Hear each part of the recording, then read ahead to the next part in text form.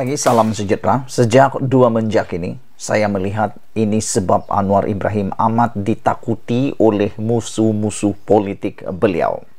Rupa-rupanya sudah lama Anwar Ibrahim boleh jadi Perdana Menteri, tetapi ramai orang yang tak suka dia jadi Perdana Menteri kerana ini perbuatan-perbuatan ataupun perkara-perkara yang dibuat oleh Anwar Ibrahim yang paling ramai orang tak suka, ramai orang takut, bahkan ramai orang yang mungkin menemui jalan penjara apabila Datuk Seri Anwar Ibrahim jadi Perdana Menteri.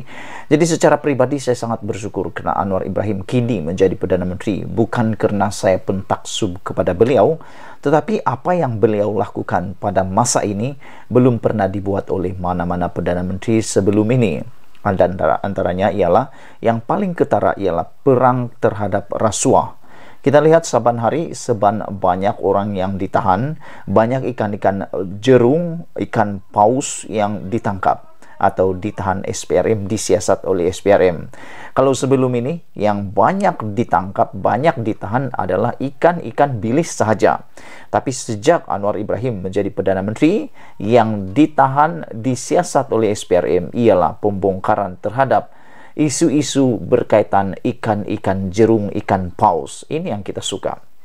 Dan saudara-saudara sekalian, terkini Anwar memberi sekali lagi amaran yang paling keras, yang saya fikir membuatkan semua orang akan merasa lebih takut, bahkan merasa mungkin tak boleh tidur, tak lena tidur, tak dapat makan, hidup tak senang lah.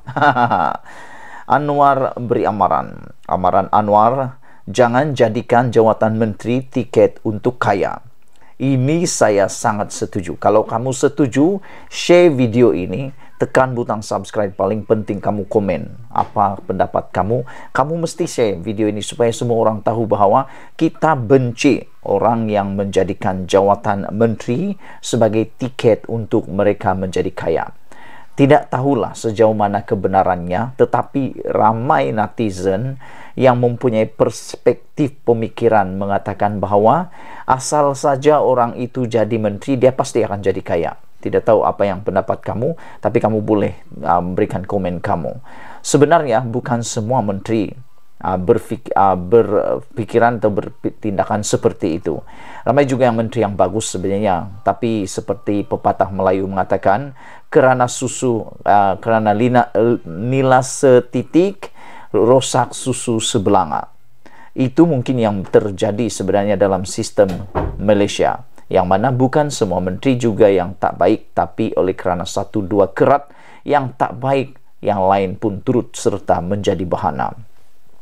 Saudara, kita memang setuju dengan amaran Anwar Ibrahim ini supaya semua menteri jangan menjadikan tiket jawatan mereka itu sebagai untuk jadi kaya. Yang paling bagus, kayakan dulu rakyat supaya secara otomatik Anda juga boleh jadi kaya.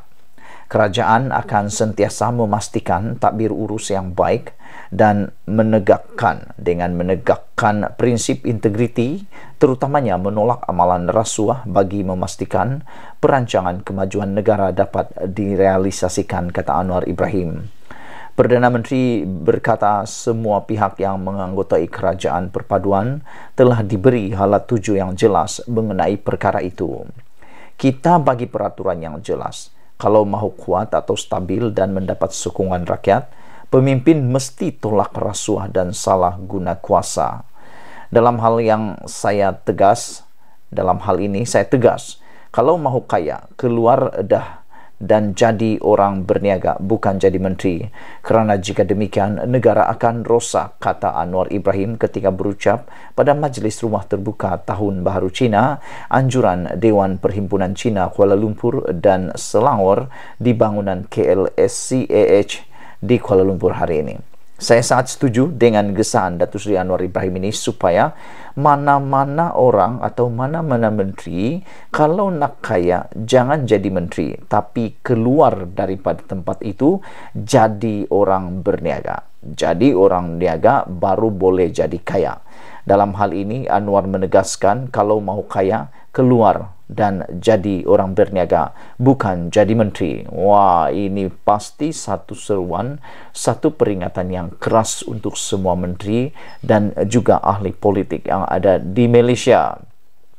Kehadiran Anwar diiringi istri Dr. Wan Azizah Wan Ismail ke majlis itu disambut Presiden KLSCAH Ngan Teh Yi serta kepimpinan tertinggi. Anwar berkata sehubungan itu beliau memperkenalkan Malaysia Madani kerana yakin potensi besar Malaysia hanya boleh dioptimumkan jika prinsip integriti ditegakkan. Tiada amalan rasuah manakala pemimpin atau menteri tidak berlumba mengumpul kekayaan.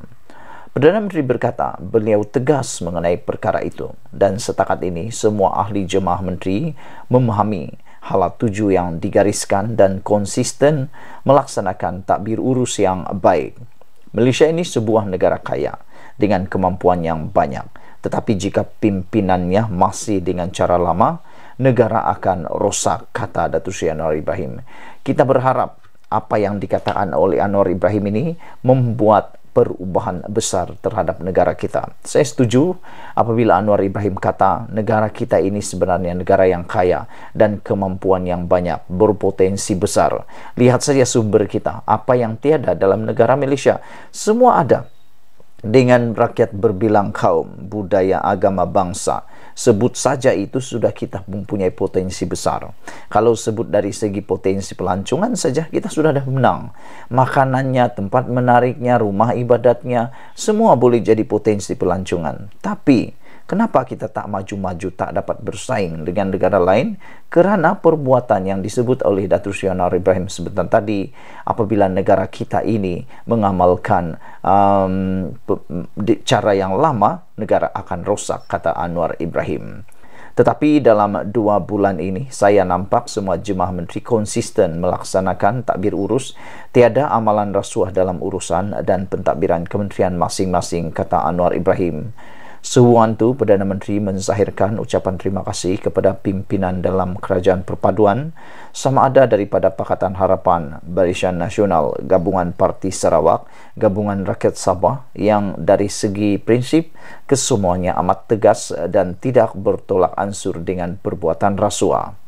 Dalam pada itu, Anwar sekali lagi mengulangi pendirian kerajaan untuk terus memberi tumpuan untuk memperkasakan sektor perusahaan kecil sederhana PKS dalam Belanjawan 2023 yang dibentang pada 24 Februari ini.